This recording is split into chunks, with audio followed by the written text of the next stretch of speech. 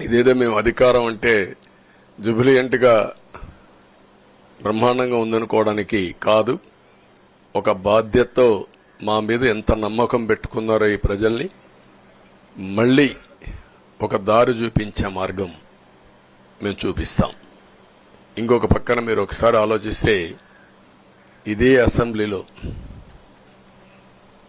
నాకు మా కుటుంబానికి మా మిస్సెస్కి జరిగినటువంటి అవమానానికి నా జీవితంలో ఎప్పుడూ బాధపడలా. నా మీద బాంబులతో దాడి చేసినప్పుడు కూడా వీరోచితంగా ఎదుర్కొన్నా. 2003 సెప్టెంబర్ అక్టోబర్ నాకు ఇప్పటికి కూడా జ్ఞాపకం. ఆ రోజు నా మీద బాంబులు చేసినప్పుడు చాలా ఒక పానిక్ రియాక్షన్లో కూడా నేను భయపడలేదు. అలాంటి వ్యక్తిని మీరు చూస్తే అది ఆ సంఘటన చూసిన తర్వాత ఇలాంటి కౌరవ సభలో ఉండడం కరెక్ట్ కాదని అసెంబ్లీలో చెప్పి దానికి కూడా మైక్ ఇవ్వకపోతే చెప్పేసి బయట వచ్చి ప్రెస్ కాన్ఫరెన్స్ చెప్పి అనౌన్స్ చేశాను. మళ్లీ క్షేత్రస్థాయిలో గెలిచి అసెంబ్లీని గౌరవ సభ చేసి అసెంబ్లీకి ఎంటర్ అవుతానని చెప్పాను. నేను ఏదైతే ఆ రోజు ఒక ప్రతిజ్ఞ చేశాను దాన్ని నిజం చేయడానికి ప్రజలు సహకరించారు. మామూలుగా సహకారం కాదది. నేను ఇన్ని సంవత్సరాలు చాలాసార్లు చాలా ఎలక్షన్లు గెలిచాం, కొన్ని ఎలక్షన్లో ఓడిపోయాం. ఎలక్షన్లో ఓడిపోయినప్పుడు నేను ఎప్పుడూ కుంగిపోలేదు. ఎలక్షన్లో గెలిచిన తర్వాత గంతులేయలేదు. నిబ్బరంగా ఓడిపోయినప్పుడు ఒక బాధ్యత ప్రతిపక్షంలో ఉండి పనిచేయాలి, గెలిపించినప్పుడు ఒక బాధ్యత ప్రజలకు మెరుగైన సేవలు అందించి వాళ్ళని ముందుకు తీసుకుపోవాలని ప్రయత్నం చేశాం. ఎప్పుడూ ప్రజాప్రచారనే ఉన్నాం. అలాంటిది జరిగిన తర్వాత ఈరోజు మళ్లీ ఇదే అసెంబ్లీకి నేను ఏదైతే చెప్పానో అది చేసి వెళ్ళడం అనేది ఒక తృప్తి, ఒక గౌరవం. ఆ గౌరవాన్ని నిలబెట్టిన ప్రజలను కూడా మనస్ఫూర్తిగా అభినందిస్తూ మీ రుణం తీర్చుకుంటాం. ఏ విధంగా పనిచేయాలో పనిచేస్తాం.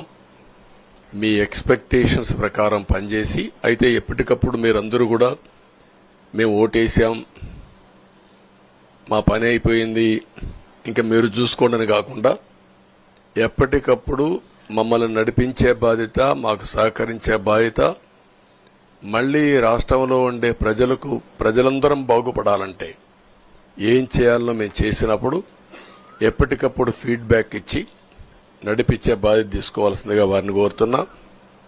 పవన్ కళ్యాణ్ గారిని మనస్ఫూర్తిగా అభినందిస్తున్నా. అదే మరి బీజేపీ అగ్రనాయకత్వాన్ని నరేంద్ర మోడీ గారిని, అమిత్ షా గారిని, ఇక్కడికి వచ్చిన అబ్జర్వర్స్ ని, ఇక్కడుండే పార్టీ అధ్యక్షురాలైనటువంటి పురంధేశ్వరి గారిని మనస్ఫూర్తిగా అభినందిస్తున్నా. వీళ్ళందరూ కూడా ఏదైతే ఒక స్ఫూర్తిని తీసుకున్నామో ఆ స్ఫూర్తితో టోటల్ గా ప్రతి ఒక్క కార్యకర్త సిన్సియర్ గా పనిచేయడానికి ఏ అభ్యర్థి ఉన్నా తమ అభ్యర్థిగా పాటించి బ్రహ్మాండంగా పనిచేశారు. వాళ్ళందరినీ అభినందిస్తున్నా. ఈరోజు మా విజయం మూడు పార్టీల కార్యకర్తల సమిష్టి కృషి.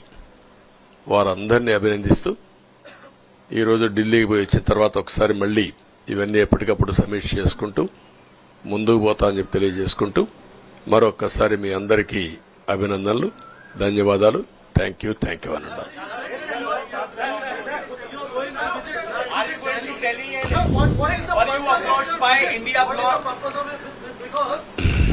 No, don't bother.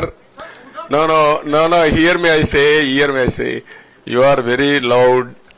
You want news always.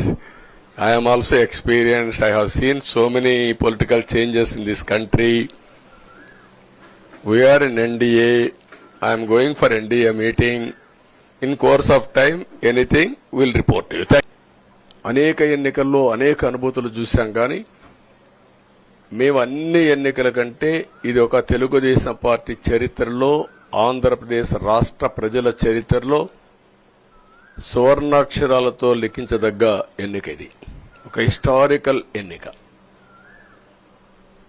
August crisis తర్వాత ఎన్టీ రామారావు గారు పార్టీ పెట్టిన తర్వాత 83లో మేము గెలిచాం. అప్పుడు 200 సీట్లు వచ్చాయి. కొత్తగా పార్టీ పెడతానే ఎన్నికలకు వెళ్లి 9 నెలలు అధికారంలోకి వస్తే 200 సీట్లు వచ్చాయి.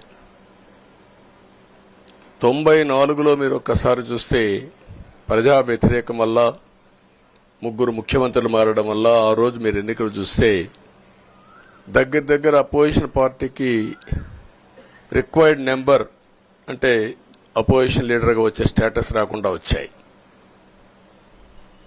అవన్నిటిని వర్పించే విధంగా ఈసారి ఊహించని విధంగా వచ్చింది. అంటే దానికి కారణాలు నేను ఎక్కువ చెప్పక్కర్లేదు, అనుభవించిన ప్రజలకి అర్థమవుతుంది. ఎప్పుడైనా సరే ప్రజాస్వామ్యంలో ప్రాథమిక హక్కు మాట్లాడే స్వేచ్ఛ. ఆ స్వేచ్ఛనే కోల్పోవాల్సి వచ్చింది.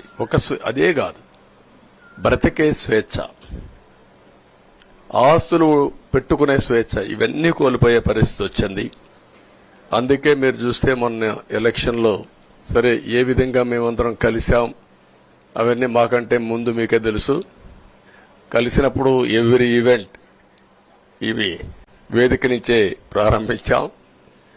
అక్కడి నుంచి ముందుకెళ్ళాం. ఆ రోజు చెప్పాం, ఈ రోజు ఒకటి చెప్తున్నాం. మా ఆలోచన ప్రజలు గెలవాలి, రాష్ట్రం నిలబడాలి. అంతవరకు సాధించగలిగాం. 55.38% ఓట్లు పడ్డాయి. దీంట్లో తెలుగుదేశానికి 45.60% పడ్డాయి. వైసీపీకి 39.37% పడ్డాయి. ఇది ఊహించినటువంటి ఒక్కొక్కసారి 95,000 మెజారిటీ. ఒకప్పుడు నేను చార్మినార్ ఎగ్జాంపుల్ చెప్పేవాడిని. చార్మినార్ అంటే అక్కడ ఎంఐఎం కంచుకోట, అక్కడ ఎప్పుడు ఎక్కువ ఓట్లు వచ్చేటివి. ఆ తర్వాత కుప్పం, సిద్దిపేట పోటీ పడేటి రెండో స్థానానికి. అప్పుడు కూడా 70,000, 80,000, 50,000 కాడ ఆగిపోయేవాళ్ళం. ఈసారి 95,000, 94,000, మళ్ళా 92,000, 91,000. మంగళగిరి లాంటి కాన్స్టిట్యున్సీ 91,000 మెజారిటీ. ఏ విధంగా అభివర్ణించాలో నాకైతే అర్థం కాదనమాట. అంత ఇదెళ్లిపోయినాయి. ఇవన్నీ చూసిన తర్వాత ప్రజలు ఇచ్చిన తీర్పు మీరు చూస్తే అహంకారం, నియంతృత్వం, విచ్చలవిడితనం, ఏదంటే అది చేస్తాననుకుంటే ప్రజలు క్షమించే పరిస్థితులు లేరు. అదే ఈరోజు నిరూపించే పరిస్థితికి వచ్చారు. ఒక మాటలో చెప్పాలంటే ఈసారి వీళ్ళు చేసింది గుణపాఠం పాలకులకు కాదు, అవినీతి అహంకారంతో ముందుకు పోయే ఎలాంటి ధ్వంసకారులకైనా ఇదే జరుగుతుందని నిరూపించారు ప్రజలు. దానికి మనస్ఫూర్తిగా అభినందిస్తున్నా. అదే సమయంలో 5 సంవత్సరాలు మా కార్యకర్తలు పడిన ఇబ్బందులు, చాలా మంది స్లీప్లెస్ నైట్స్, కంటి నిండా నిద్రపోని పరిస్థితి.